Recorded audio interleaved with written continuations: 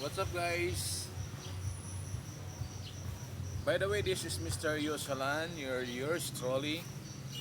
I'm here at Municipality of Oton Plaza.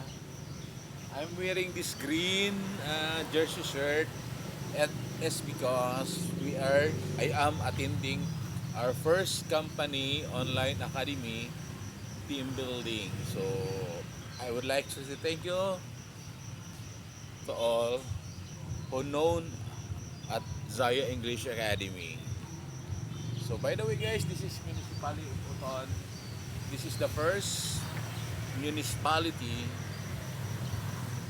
wherein nearby the city of Iloilo by the administration of Jose Olivares. So yung pong nabanggit ko kaninang dalawang tao is close to my heart because namimit ko sila in person. Kanina, namit ko kanina this morning si BM Olivares. So, napaka-genuine ng mga tao. Simpleng tao lang but still, they are so kind, they are soft-spoken at the same time, they are a good servant, public leaders.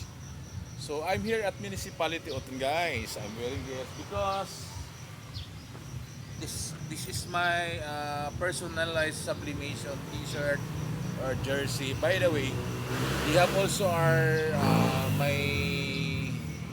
other teams. Kanya-kanya silang kulay, but still I'm wearing this green. I like green. Anything basta green. That symbolize a nature lover, Mother Nature, and an eco-friendly. As you can see, guys, makikita po natin ang plaza ng Oton is green na green year pasture. So yan, since ito yung meet place namin ng team na pupunta kami sa, we are going to first time visit at Cafe de Palma here in Oton, Santa Rita Oton. This is my first time to travel Santa Rita Oton for my first time, but this municipality of Oton is many couple of times na nakabisit ako dito because there's a lot of family friends here in Oton, sa mga Permiso family, sa mga Cordoba, sa mga Formelda, sa mga Gingoyon family, sa mga Villarreal. Yun po yung mga Flores. There's a lot of people here in Oton na close to my heart. Kay former SB Villavicencio, Sir Boy. I hope you are okay, and also kay Vicencio Jinjin. So there's a lot of people here in Oton na kilala ko, close to my heart. I'm seeing this Tagalog English because I'm not born and raised as Ilonggo. I'm not a native Ilonggo. I'm here is to live freely, is to work nice environment at the same time. Nandito po ako sa Iloilo kasi nandito yung trabaho ko, at the same time dito ko yung naramdaman yung pagiging peace of mind. That is why until this time nasa Iloilo pa rin ako kasi mahal ko yung trabaho ko. At the same time, may mga tao na naniniwala sa akin when it comes sa company because 4 years consecutive pasok ang Iloilo as my workplace as top achiever. Yan. Pinagmamalaki ko po yung sarili ko. Hindi ko inaangat yung sarili ko. But still, proud ako sa sarili ko, proud ako sa kasama ko, proud ako sa team, sa mga undying and beloved clients. Bumabalik sila sa SBMA because I feel what I feel, I care what I care because simply as that, they know each other, they love each other at the same time. we protect each other. So that is why I love green, because green is eco-friendly environment. So thank you so much. This is my first video na kung saan ito po yung municipality of Oton. Yan. Napakaganda ng ano nila guys. Napakaganda ng Ila Plaza.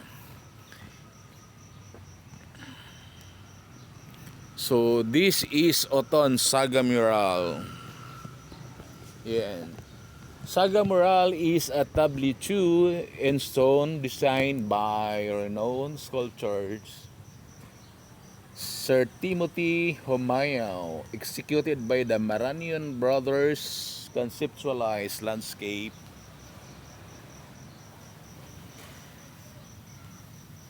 architect Sergio Piñasales as commissioned by Mayor Lazaro M. Zolueta, unveiled on September 13, 1974. The saga starts with the trading of the Sanglays at Batiana River, followed by Datu Payburong rolling Katagman. Then came the Augustinian missionaries Miguel Lopez de Legazpi and his Armada, the uprising against Spanish tyranny, the coming Americans, the Japanese occupation, and the liberation of Panay. The tableau ends with the spirit of the new society as manifested by the Bayanihan spirit. This saga mural was restored as the unrevealed on January 13, 2005 during Fosen Olivares administration. Yan po yung si Sir Fosen at saka si Sir Olivares. Napaka genuine na mga tao. They are so kind, they are so unconditional love sa kanilang ginsakupang bayan. Yan. Yan. That is why I'm here at Oton. Then that is the area of Oton. Thank you so much. This is our first place for our team building. Thank you so much. God bless. Safe and sound as always. Happy weekend.